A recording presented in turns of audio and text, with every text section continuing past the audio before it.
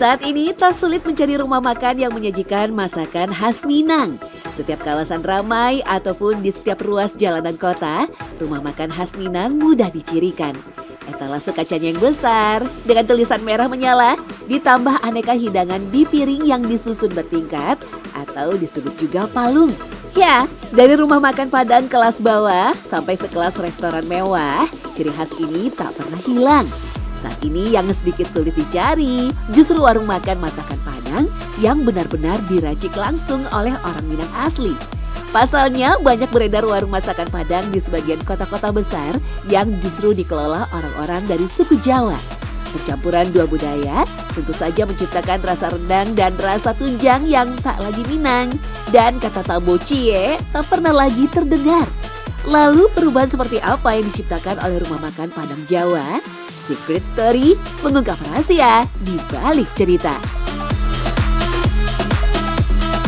Menurut saya rasanya mirip dengan Padang dan tidak ada rasa manis-manisnya juga. Pokoknya enak lah. Sama aja sih ya. Soalnya kan pada dasarnya restoran Padang yang lain juga masing-masing beda ya. Sama aja sih. Padang Jawa. Mungkin ini kata yang tepat untuk rumah makan Padang yang dikelola oleh sebagian masyarakat suku Jawa. Sebenarnya tak ada aturan khusus bahwa yang berhak menjual masakan Padang adalah orang Padang asli. Yang jelas sejak menjamurnya rumah makan Padang di seluruh Indonesia, masakan Padang pun menjadi masakan yang umum. Seperti rendang yang menjadi makanan nasional yang siap menemani lontong di hari raya. Ataupun gulai sapi yang banyak dijajakan pedagang di emperan kaki lima. Jadi suku-suku lain termasuk orang Jawa pun perlahan mulai mempelajari dan menjual masakan Padang. Makan Padang itu sendiri itu sudah mempunyai prestasi yang sangat baik ya, dan bisa diterima oleh siapapun. Tidak sekedar orang Indonesia aja, orang luar pun juga banyak yang suka pada masakan Padang. Dan masakan Padang yang asli, yang real juga di Jawa itu juga banyak. Ya, masyarakat Jawa umumnya lebih menyukai cita rasa yang manis.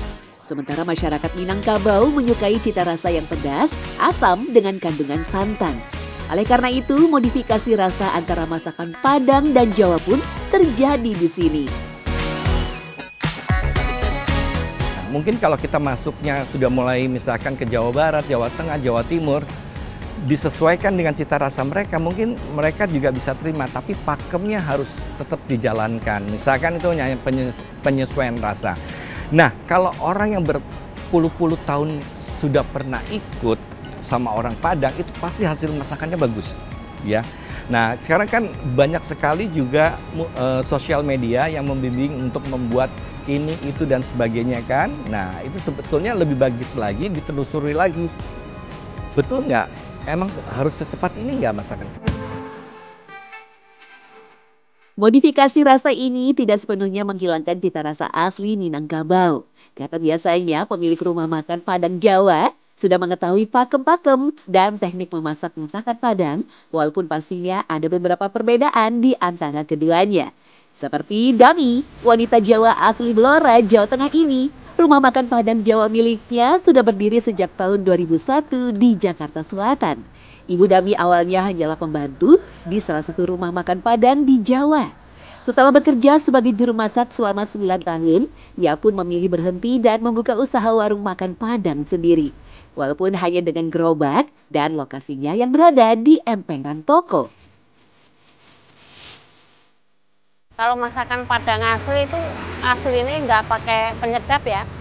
Bumbunya juga sekalian banyak bumbu Padang. Tapi kalau saya nggak, dikira-kira kalau kebanyakan bumbu Padang tuh ya kayak Padang asli itu ya lebih enak sih sebenarnya Mbak. Tapi jangan terlalu banyak gitu. Kalau selalu banyakkan bumbu Padang kan gimana ya? Ya, masakan Padang memang identik dengan rempah yang khas dan bersantan. Inilah yang membuat cita rasa yang berbeda dan disukai oleh banyak orang.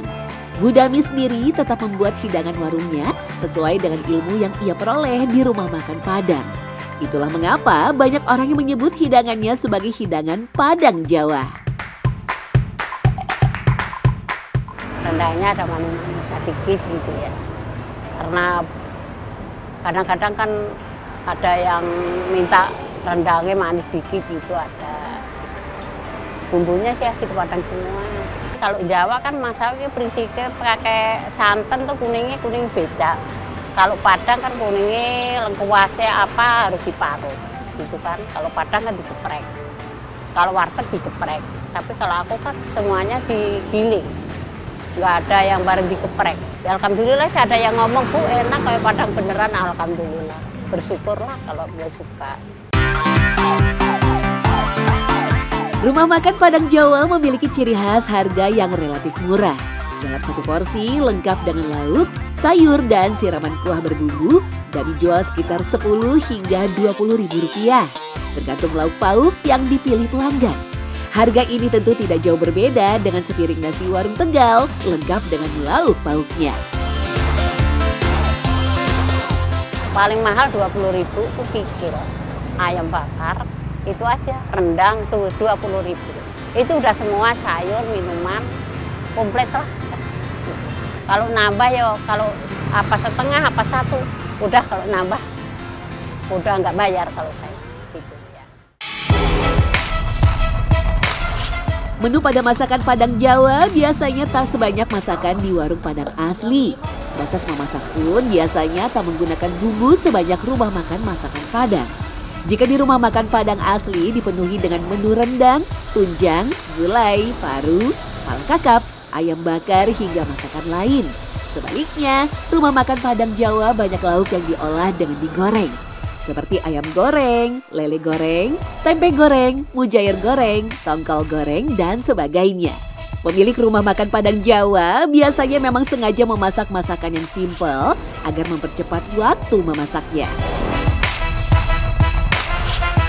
Tapi kalau Padang asli itu ya hebat, masakannya itu apa? Penuh, komplit, semuanya ada. Tapi kalau saya hanya gerobak sih ya sederhana. Kepengennya buka restoran, tapi kan modalnya nggak ada, Mbak. Soal rasa Padang Jawa tentunya relatif tergantung selera. Dami masih menggunakan beberapa teknik memasak dan bumbu rempah Padang di masakannya.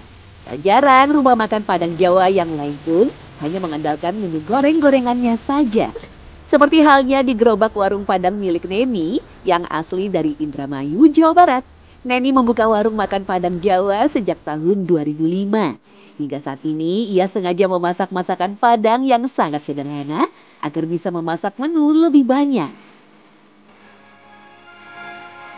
Menunya di sini ayam goreng, ikannya digoreng-goreng semua. Ada ikan kembung, ikan lele, bawal, mujair, tongkol.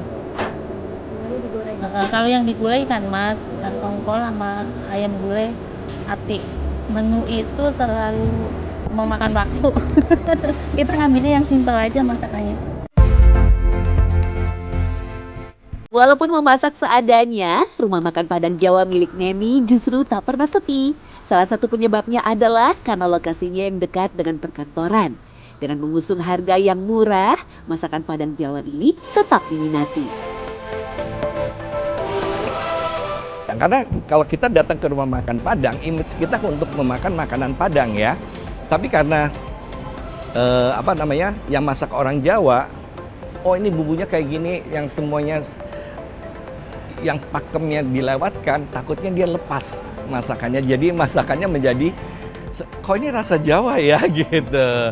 Kalau memang seperti itu ya takutnya bukannya apa-apa. Jadi nanti takutnya dia ditinggalkan sama penggemarnya. Rumah makan Padang asli boleh saja lebih unggul dalam cita rasa dibanding rumah makan Padang Jawa. Namun bagi masyarakat pekerja, cita rasa suatu masakan bisa jadi hanyalah nomor 2. Karenanya masakan Padang Jawa bisa tumbuh subur di tengah tuntutan kehidupan keras kota-kota besar. Soal selera, kembali ke masing-masing konsumen tentunya. Pilih rumah makan Padang asli atau Padang Jawa.